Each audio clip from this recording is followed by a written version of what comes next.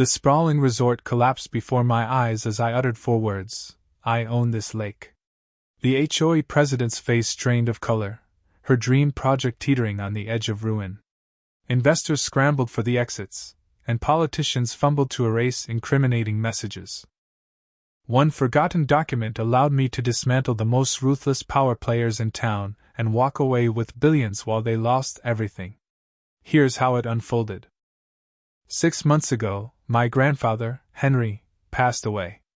I'd been in San Francisco, riding the high of selling my tech startup for $200 million, a sum that meant I'd never need to work again. The timing felt like fate when I got the call about Grandpa Henry's estate. He left me his lakefront property in Willow Creek, a serene town in upstate New York where I'd spent childhood summers. Those memories, fishing at dawn, swinging on a rope by the massive oak, the docks stretching into Crystal Lake, shaped me more than I realized.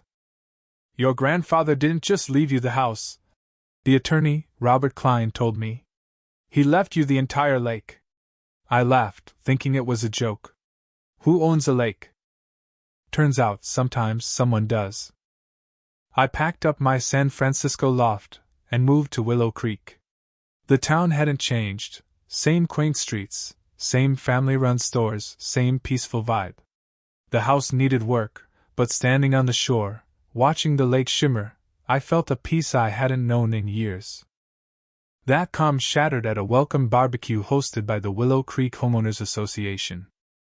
Welcome to our community, said Margaret Sullivan, the HOA president, handing me a beer.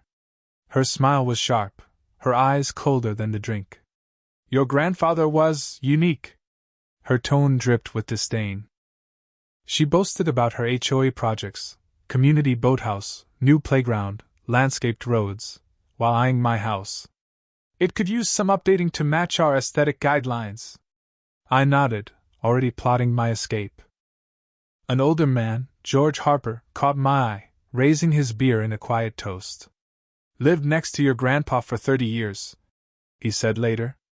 Henry worried someone would try to take that lake. Keep your eyes open.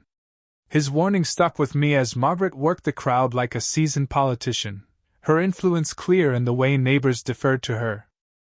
Trouble started fast. Citations arrived. My mailbox was too tall, my grass too long. Then came the big one. My grandfather's 40-year-old dock was unauthorized. Margaret delivered it herself, her smile smug. Rules are rules, Mr. Carter. Remove it within 30 days or face fines. Her gaze lingered on the lake, hungry, as if she already owned it. Then, one Monday, machinery roared. Construction crews swarmed the lake's north shore, prepping for Crystal Shores Resort and Spa, 40 luxury cabins, a 5-star restaurant, a marina, and a fountain in the lake's center. The foreman laughed when I protested. Nobody owns a lake, buddy. Talk to the HOA. At an emergency HOA meeting, Margaret unveiled her vision: skyrocketing property values, economic prestige. When I objected, citing my inheritance, she dismissed me with a prepared line about community bylaws designating the lake as public. George interrupted. Henry never agreed to give up his rights. Check the county records. Margaret's smile tightened, but she held firm. George urged me to dig deeper. Henry's attorney revealed a safe deposit box containing a 1938 water rights deed, granting my great-grandfather exclusive control over Crystal Lake. It had passed to me, untouched by HOA bylaws. My sister, Emily, a Chicago journalist, arrived to help. She uncovered Mayor Thomas Reed's fast-track permits and ties between developer Richard Langston and shady projects. Margaret's been planning this for years, Emily said, tracing her web of influence. The fight escalated. Construction crews cut down century-old oaks on my property line. My complaints to the city vanished. Margaret laughed off my evidence of the lake's family history, mocking Henry's resistance to progress. Then my driveway was blocked with concrete barriers, my water line, accidentally, damaged. For 3 days, I had no running water. Margaret offered to buy my property at half its value, her allies too scared to meet my eyes. In Henry's attic, I found a photo of a young Margaret with a man, inscribed, "The lake will always be our special place. Love, Michael." George identified him as Margaret's ex-husband, a former county records clerk who'd told her about the deed. She'd bet it wouldn't hold up. Margaret called an emergency HOA meeting to force me to sell, but Emily's research and my tech skills uncovered falsified HOA records and emails plotting against Henry before his death. One chilling message from Margaret to Langston read, "Once the old man's gone, the lake is ours." Emily traced $50,000 in donations from Langston to Reed's campaign, plus bribes to council members. We planned our counterstrike. George, a retired real estate lawyer, suggested a radical idea: let the resort finish, then reveal the deed. "They're building on your lake," he said. "Let them dig their own grave." I played along, dropping my objections and consulting on the resort's tech systems. I suggested water-dependent features: lakeview windows, extended docks, water-based cooling, knowing they'd be useless without my permission. Margaret grew suspicious, but her ambition blinded her. Langston, drunk on scotch, revealed plans to pivot to timeshares, projecting billions in revenue. Ellen Carter, an HOA board member, secretly confirmed Margaret's fraud, providing original.